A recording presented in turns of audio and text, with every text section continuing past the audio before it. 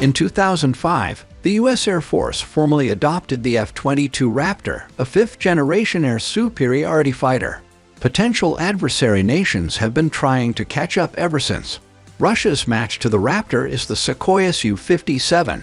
The single-seat, twin-engine, multi-role fighter is the first Russian aircraft designed with stealth technology. Here are 5 things you didn't know about Russia's newest fighter. Number 1. NATO reporting name. The names of Russian aircraft like Flanker, Bear, and Hind are common enough that people generally recognize them as hostile aircraft. However, those aren't their real names. Instead, these monikers are NATO reporting names designed to allow quick identification of enemy units. For aircraft, bombers are assigned names beginning with B, helicopters are assigned names starting with H, and fighters are given names beginning with F. The Su-57 has been given the NATO reporting name Felon. Number 2. Appearances in media. When depicting modern and near-future conflicts in media, the Su-57 is a natural adversarial aircraft. As the cutting-edge stealth fighter of Russia, it makes for a good matchup against Western fighters like the F-22 and F-35.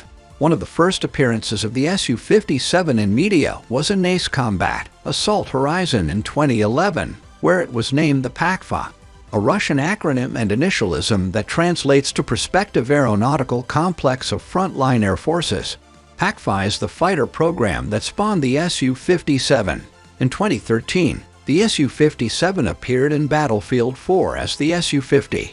This name is based on the Sukhoi internal designation for the aircraft, Tu-50.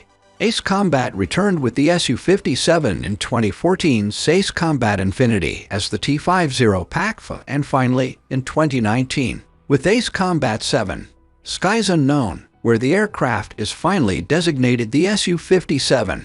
In 2021, Battlefield 2042 included the 2019 production version of the aircraft and designated it the Su-57 Felon. Number 3.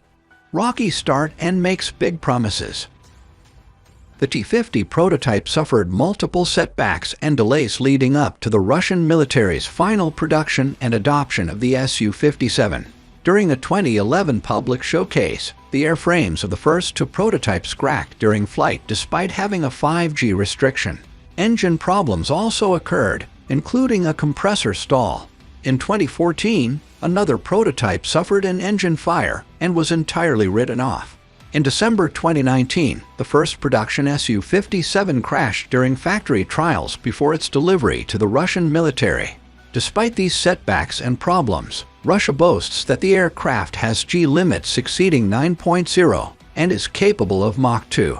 The Su-57 is reportedly armed with an internal 30mm autocannon and features 12 internal and 6 external hardpoints for missiles and bombs.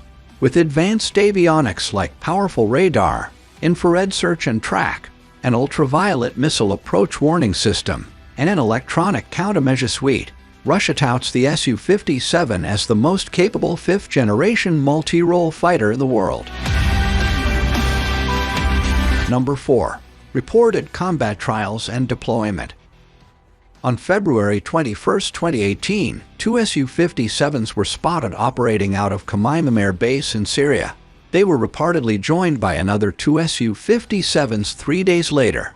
On March 1st, Russian Defense Minister Sergei Shoigu announced that 2 Su-57s spent 2 days in Syria and completed a trials program, including combat trials. In November, the Russian Defense Ministry published a video depicting 2 Su-57s operating in Syria. Despite the video's title, no footage of combat or weapons deployment is shown.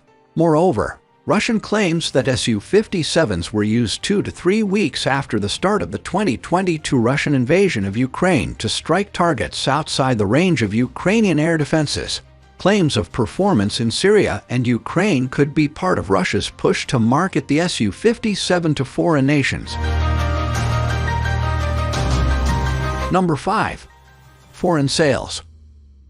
The development of a modern stealth fighter is extremely costly, especially for one with as many setbacks and delays as the Su-57 experience. Despite sharing the cost with international partners, the U.S. military's F-35 program blew its budget with an expected acquisition cost of $406.5 billion in 2017. To recoup some of the development costs of the natively designed and built Su-57, Russia hopes to sell an export version, the Su-57E, to foreign militaries. This is a common practice for Russian military equipment, with planes, tanks, helicopters, and small arms being sold worldwide. The primary selling point of Russian equipment is its generally cheaper cost than Western equipment. The Su-57 has been unsuccessfully pitched to South Korea, Brazil, and Turkey. The UAE's interest in the aircraft has not signed a contract with Russia to avoid U.S. sanctions. Iraq has also expressed interest in the Su-57, but no deal is reported to have been made. India signed on as a customer early in the Su-57's development but has cancelled the contract, claiming that the aircraft did not meet its requirements for stealth and avionics. In 2019, Algeria reportedly signed a contract for 14 aircraft, including Su-34, Su-35, and Su-57 fighters. Once Sukhoi fulfills the Russian military's order, Algeria is set to receive its first Su-57 in 2028. In 2021, Vietnam announced its intention to purchase the Su-57 but was critical of the aircraft's artistry.